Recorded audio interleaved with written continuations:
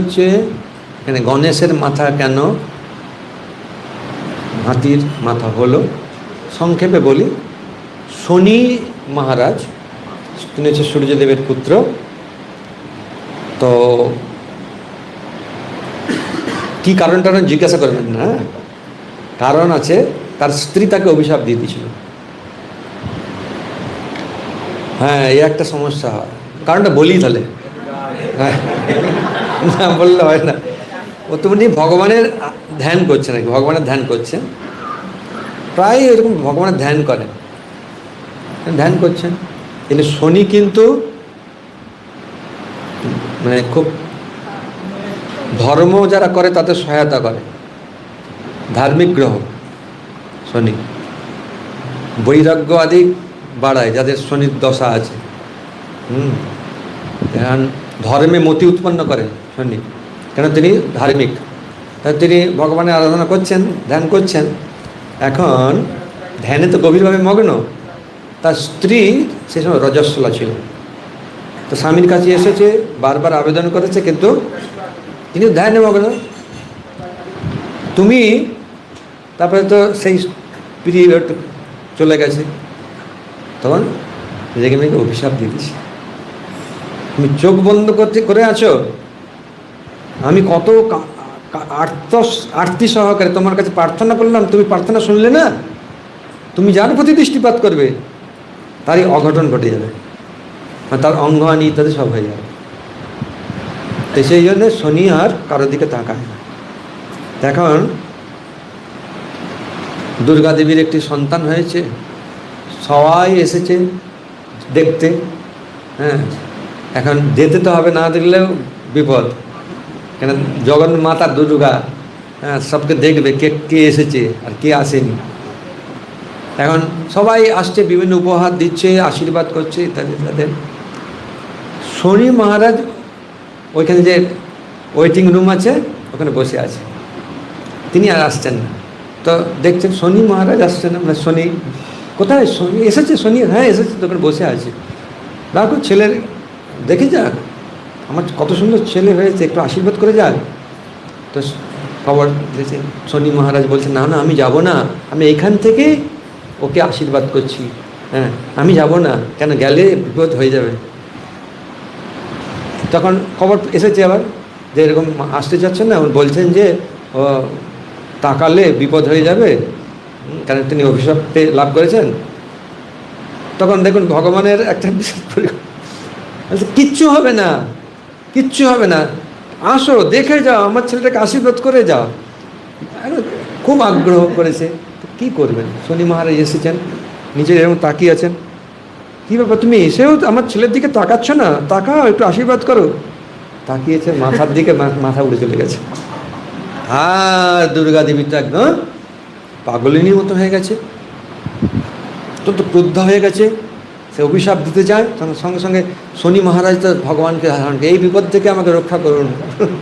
ভগবান এসে বলছে, আচ্ছা তোমাকে তো বলেছিল যে ও আসবে না, তবু তুমি গভীরভাবে আগ্রহ করলে, তারপর সে এলো, তাকাবে না ওখান থেকে, তবুও তুমি আগ্রহ করলে, তাকাও তাকাও, তাকিয়েছি। তো সে তো আগেই বলে দিয়েছে, তা তুমি তো আগ্রহ করেছো, কী করো? অভিশাপ দিও না ওকে, এমনিতে অভিশাপ পেয়েছে অলরেডি, আর দিও না ওকে। হ্যাঁ, ভগবান নারায়ণ তাকে রক্ষা করলেন। এখন কি হবে? বলছেন কোনো চিন্তা নেই, আমি ব্যবস্থা করছি।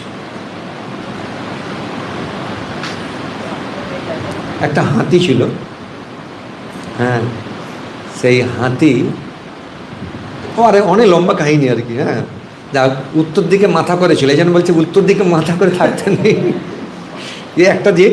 আর আরেকটা হচ্ছে আমাদের সাউথ পোল নর্থ পোল এসব আছে, তো একটা আকর্ষণ থাকে। উত্তর দিকে মাথা করে শুবেন, তা আপনার মাথায় একটা চাপ পড়বে, মাথার যন্ত্রণা বা এই মানে একটা এক কথায় চাপটা পড়বে, যার ফলে অনেক রকম রোগ সৃষ্টি হতে পারে।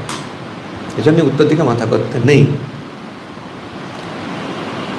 তো সেই উত্তর দিকে মাথা, মানে উত্তর দিকে শুয়েছিল হাতিটা, ভগবান সুদর্শন চক্র দিয়ে গেলেন, দিয়ে ওই মাথাটাকে নিয়ে তারপরে জোড়া লাগিয়ে দিলেন, ব্যাস হয়ে গেল।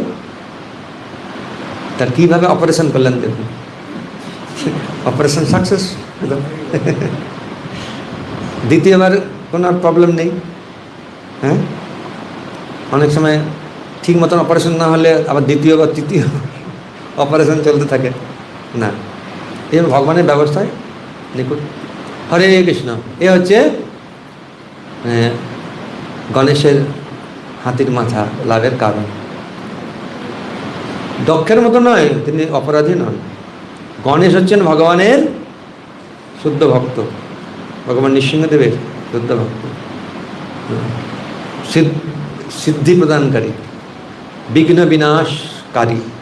কেননা তিনি এই যে তার মাথায় ভগবানের চরণ যুগল স্থাপন করেছেন, সবসময় নৃসিংহদেবের আরাধনা তিনি করেন, তাই বিঘ্ন বিনাশন হচ্ছেন গণেশ।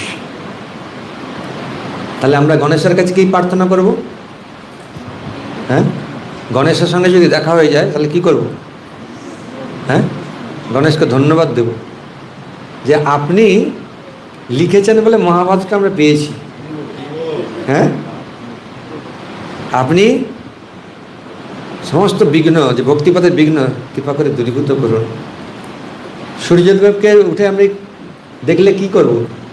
প্রণাম করব, প্রণাম করে ধন্যবাদ দেব। আপনি হচ্ছেন ভগবদ্গীতার প্রথম ভগবান শ্রীকৃষ্ণের শিষ্য, আপনি ভগবানের কাছ থেকে সেই শিক্ষা লাভ করেছেন, আমাকেও কৃপা করুন আমি যেন ভগবদ্গীতার অন্তত কিছু হৃদয়ঙ্গম করতে পারি। ভক্তদের কাছে প্রার্থনা।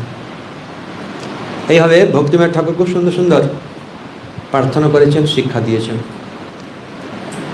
ভগবান তিনি জড় বস্তুগুলো বিভিন্ন প্রকার দেবদেবীদের মাধ্যমে প্রদান করেন, তাদের জড় অভিলাষগুলো পূর্ণ করেন।